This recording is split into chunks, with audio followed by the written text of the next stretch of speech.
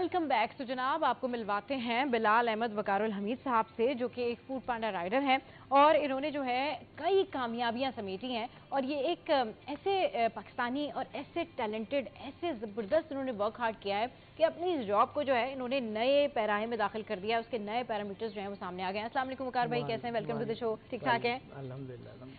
अच्छा वकार भाई, ज़रा थोड़ा सा अपनी जर्नी के बारे में बताएं कि आपने कब से स्टार्ट किया। और बहुत सारे लोग जो हैं जो आपकी फील्ड से ताल्लुक़ रखते हैं वो इस बारे में कई बात भी करते हैं कि भाई इसमें तो बहुत ज़्यादा मेहनत है और जो है ना वो कई सारी जो है वो इसके अंदर परेशानियां होती हैं। और जैसे I said in my intro के जो हमारे बिलाल भाई हैं वो जो है उन्होंने बड़ी कामयाबी से जो है ये तमाम तर चीज़ें हासिल की। तो थोड़ा सा अपनी जर्नी के बारे में बताएं।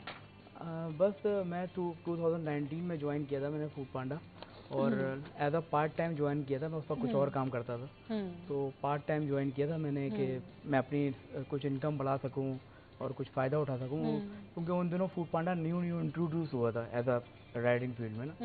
तो मैंने जब ज्वाइन किया तो मुझे मज़ा आने लगा, तो मैंने पार्ट टाइम शुरू किया, कुछ घंटे में काम करता था। तो आगे जाके फिर मैंने इसको परमानेंट बना लिया। तो बस मुझे एंजॉय कर रहा था मैं, तो मुझे फ़ायदा हो रहा था, तो मैं कंटिन्यू करके करता गया। आज माशाल्लाह 7 साल हो गए। 7 साल हो गए। इसमें जो आपने अचीवमेंट्स हासिल की, थोड़ा सा मज़ीद इसको एलेबरेट करें।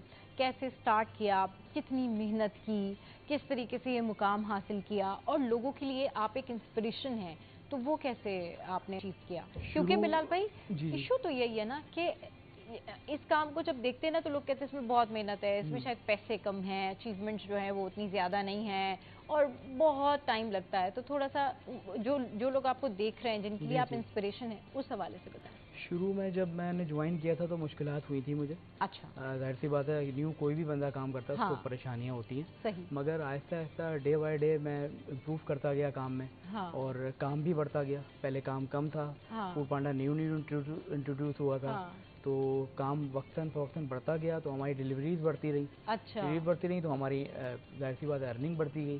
तो उस तरह थोड़ा टाइम लगा, और मगर फिर सेट हो गए, तो बिल्कुल अब फ्लुएंट हो गए। अब अल्लाह का शुक्र है, ऑल ओवर कराची काम करते हैं। पहले एक जगह काम शुरू किया था तो उस एरिया का भी मुझे सही से पता नहीं था। तो आहिस्ता आहिस्ता करते करते एनहांस हो गया, काम हमारे अंदर बस गया, तो आसानी हो गई। फिर सही, थोड़ा वक्त लगता है। थोड़ा वक्त लगता है। अच्छा, फिर ये बताएं कि आपको कोई अपने इस पूरे ओवरऑल 7 ईयर्स आपने इस फील्ड को दिए, जब आपने स्टार्ट किया था तो कितने लोग थे आपके साथ और कितने लोग इसमें आते थे, आना पसंद करते थे इस फील्ड में, और अब जो है वो करंट क्या सिचुएशन है? जिन दिनों मैंने ज्वाइन किया था तो उस वक्त जोन हमारे बहुत छोटे होते थे, क्योंकि उस वक्त रेडियस बहुत कम होते थे जोन्स के ना। तो आहिस्ता आहिस्ता कंपनी ने जैसे बात अपना बिजनेस ग्रो किया, तो एक्सपेंड किया, तो उन्होंने रेस्टोरेंट्स उनके बढ़ गए। जोन्स छोटे थे, लड़के भी कम होते थे हमारे साथ, जो हमारे पार्टनर्स थे। फिर आहिस्ता आहिस्ता हमारी दोस्तियाँ बढ़ गई, तो जाहिर सी बात है फिर हम लोगों ने दूसरे लोगों को रेफर करना शुरू कर दिया कि यार आओ, बड़ा मज़ा है और अच्छी अर्निंग है, और अपने हिसाब से फ्लेक्सिबल टाइम बंदा यूज़ करता है, अपने हिसाब से बंदा काम करता है। इसमें कोई वो नहीं है कि आप रिस्ट्रिक्ट नहीं है कि आपने इस टाइम काम करना है। आप अपने हिसाब से अपना एरिया चूज़ करते हैं, अपना टाइम चूज़ करते हैं। ये इसकी सबसे मेजर कामयाबी का राज है फूड पांडा का। सही, ये चीज़ सही। अच्छा, तो अभी क्या रिस्पांस है लोगों का? अभी जितने लोग आते हैं वो क्या कहते हैं आपसे? अभी कुछ न्यू राइडर्स आते हैं, वो थोड़ा परेशान होते हैं। तो जाहिर सी बात है, पहले जैसा आसान जोन नहीं है, मगर अगर वो सीनियर्स की मदद हासिल कर लें तो उनको गाइड कर दिया जाता है कि यार ये आसान आपके लिए किस तरह होगा। डायरेक्ट आप एक मुश्किल काम में उतरेंगे, थोड़ी बहुत परेशानी होती है, मगर हम उनको गाइड कर देते हैं अगर वो हमसे हेल्प मांगते हैं तो अब पहले तो इतने हेल्प करने वाले कोई नहीं थे, हमने तो खुद ही सीखा है। इवन के मुझे तो एप्लीकेशन भी रन करना नहीं आती थी इवन शुरू के दिनों में, तो मैं करके खुद ही ट्रेंड हो गया। कुछ मुश्किलात उठाई, मगर अब तो सब कुछ आसान हो गया। अब तो ऑनबोर्डिंग बहुत आसान हो गई है। जब भी राइडर ऑनबोर्ड होता है तो उसको बाकायदा ट्रेन किया जाता है, एप्लीकेशन सिखाई जाती है, वेंडर्स और कस्टमर से बात करने का तरीका सिखाया जाता है, तो कि आपने डील किस तरह करना है। पहले ऐसा नहीं था, मगर अब बहुत आसान हो गया। पहले जब ऐसा नहीं था तो आपने कैसे मैनेज किया बिलाल भाई? बस करते करते हम सीखते गए। जब करते करते सीखते गए तो हमने कुछ गलतियां भी करी। वहाँ फिर हमने कंपनी से मदद भी ली, क्योंकि अब डिपार्टमेंट्स बने हुए होते हैं, तो हम राब्ता करते हैं कि ये मुश्किलात आ रही हैं, तो वो हमें गाइड करते जाते हैं। फिर एप्लीकेशन में हमारे पास मैसेजेस आते रहते हैं, जहाँ हम गलती करते हैं हम मदद मांगते हैं। तो मगर अब सब चीज़ प्लान्ड होती है और सब चीज़ें ट्रेंड होकर लड़का उतरता है ट्रेन। अच्छा बिलाल भाई, मैंने देखा यूजुअली एक तो हमारे जो लोग फूड पांडा करते हैं वो भी एक्सपर्ट नहीं होते, और फिर फूड पांडा के अंदर बहुत सारे ऐसे लोग जो काम कर रहे होते हैं वो भी न्यूली उन्होंने ज्वाइन किया होता है, तो कुछ ना कुछ प्रॉब्लम आ जाती है क्लाइंट के और जो राइडर होता है उसके दरमियान। सबसे ज्यादा जो इशू होता है वो लोकेशन का होता है या दीगर चीजों का होता है, वो चैलेंजेस होते हैं वो आपके लिए ना, कि आपको किसी ने गलत लोकेशन दे दी है, फिर उसके बाद आप वहां पर पहुंचे हैं, अब आप क्योंकि आपका काम है फूड डिलीवरी का, तो वो लोगों को गर्म भी चाहिए, फ्रेश भी चाहिए, अब फिर वो आप कैसे वो मैनेज करते हैं जब आपको लगता है कि नहीं भाई ये जो है वो अब मैं गलत लोकेशन पर आ गया हूँ और इतनी सारी मेरे पास जो है वो इनके मील्स हैं, अभी मैं क्या करूं, अभी मैं वहां जाऊंगा और फिर मैं मैनेज करूंगा, और आपका जो फ्यूल कंजम्पशन होता है वो अलग होता है, तो वो किस तरह आप मैनेज करते हैं? ये फिर हम लोग अब इतने आदी हो चुके हैं कि कस्टमर्स को डील कर लेते हैं अच्छी तरीके से, वो इतना प्रैक्टिस हो चुकी है हमें कर करके कि कस्टमर से बात करते हैं, कस्टमर कहता है वो यार गलती हो गई, मैंने तो ऑफिस के एड्रेस पे ऑर्डर कर दिया और मैं तो अभी रात का टाइम में तो घर पे हूँ और मुझे आपने तो डीएचए आना पड़ेगा। तो फिर हम उनसे पर्सनल प्यार और से डील करते हैं।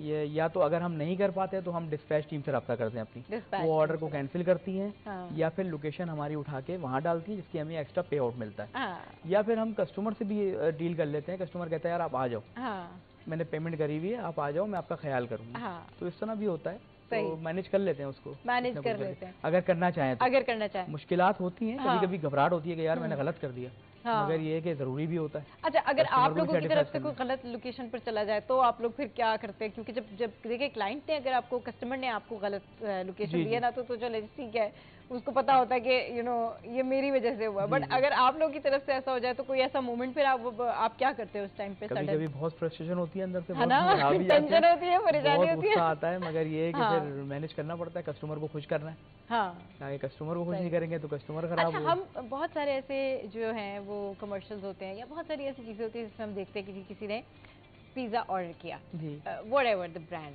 एंड उसके बाद जो राइडर है उसने 1 से 10 मिनट में जो है वो गए जू करके और उन्होंने फौरन से उनको कहा जी आपका पिज्जा आ गया। ये रियलिटी में होता है? हाँ, ये होता है। कस्टमर कहते हैं यार मैंने अभी तो ऑर्डर किया था, इतनी जल्दी कैसे आ गए? अच्छा, क्या ये सीरियसली ये होता है? वाकई में बिल्कुल होता है। अच्छा, समटाइम्स तो ऐसा होता है कि हम लोग जाते हैं तो रेस्टोरेंट पे ऑर्डर रेडी रखा हुआ होता है और वो फिर कस्टमर परेशान होता है, यार मैंने अभी तो ऑर्डर किया था, इतनी जल्दी पिज्जा को बेक होने में 10 से 15 मिनट तो लगते हैं, तो अब ये लेके कैसे आ गए? मगर अब जाहिर सी बात है, हमने कहा होता है, हम कस्टमर को हैंडल इस तरह करते हैं कि सर देखें आपने ऑर्डर किया रेस्टोरेंट पे, रेस्टोरेंट ने इसको कब रेडी किया, कब उसके बाद ऑर्डर असाइंड हुआ, ये हमें नहीं पता। मेरे पास जब असाइंड हुआ मैं क्विकली उसके पास पहुंचा हूं और क्विकली आपके पास आ गया हूं, सही, एज सून एज पॉसिबल। सही। अच्छा, वैसे इट हैपेंस, जो बहुत सारे लोग इस तरह की शिकायत भी करते हैं कि लेट हो गया, ये हो गया, वो हो गया, बट मैं मैं इस बात की गवाह हूँ कि बहुत दफ़ा ऐसा होता है कि आप अपना टाइम कैलकुलेशन बनाते और आप कहते कि जी ठीक है मैंने पिज़्ज़ा ऑर्डर किया, व्हाटएवर आई हैव ऑर्डर, वो आ जाएगा 1 घंटे तक आ जाएगा ना, बट वो जल्दी आ जाता है। एंड अभी तो हमने इसलिए ऑर्डर किया था कि 1 घंटे बाद तक जो है वो एपेटाइट इंक्रीज होगी, बट ये तो बड़ा जल्दी ऑर्डर आ गया। अच्छा, ये बताएं कि समहाउ मजीद जो है इसमें अर्निंग्स के पॉइंट ऑफ व्यू से मुझे बताएं कि लोगों के लिए, नौजवानों के लिए जो है वो क्या चांसेस हैं, कितनी अच्छी फील्ड है कि इसमें लोग बहुत ज़्यादा अच्छी अर्निंग्स कर सकते हैं? जी, इसमें बहुत अच्छी अर्निंग है माशाल्लाह। अच्छा, इसमें अच्छी अर्निंग है, बस बात यही है कि आपने टाइम ज़्यादा स्पेंड करना होता है। अच्छा, ऑन रोड जितना आप टाइम देंगे, इसमें फ्लेक्सिबिलिटी है, मतलब इसमें वो लोग बहुत ज्यादा अच्छे से काम कर सकते हैं जो फिजिकली और मेंटली फिट हों, क्योंकि जाहिर है क्योंकि आपने बाइक चलानी होती है, ड्राइव करनी होती है, फिर आपने बहुत सारी चीजें टाइम कैलकुलेट करना होता है, माइंड गेम भी बहुत है ना इसके अंदर, और फिर कराची का ट्रैफिक एंड ऑल, तो वही लोग जो है जरूर इसमें जो है वो अप्लाई करें जिनका IQ, जो मेंटली बड़ा फिट है, या फिर उनको रास्ते पता है, या फिर उन्हें पता है कि किस तरह से how to reach the client, तो वो लोग इसमें आ सकते हैं। 1 लाइन का शॉर्ट मैसेज दे दें लोगों को जो, बस ये है कि कमिटमेंट से काम करें, बहुत जल्दी घबरा ना जाएं कि अगर 1-2 दिन मेरे खराब चले गए तो मैं बिल्कुल डिससेटिस्फाइड हो जाऊं और मैं मोरल डाउन कर लूं अपना। समटाइम्स ऐसा होता है, मगर कुछ दिन बहुत अच्छे भी होते हैं। चलिए जी, आपने मोरल डाउन नहीं करना है, और बिलाल भाई ने आपको जो मैसेज दिया है तो आपने जरूर इसको ध्यान में रखना है। अगर आप ये फील्ड ज्वाइन करना चाहते हैं तो बिलाल भाई जैसे लोगों की जो जिंदगी है, जो इनकी इंस्पिरेशन है, वो आपके सामने। शो में अब तक ब्रेक का हेडलाइंस, ब्रेक के बाद वापस आएंगे। अपने कहीं नहीं जाना, हमारे साथ रहना, स्टे विद अस।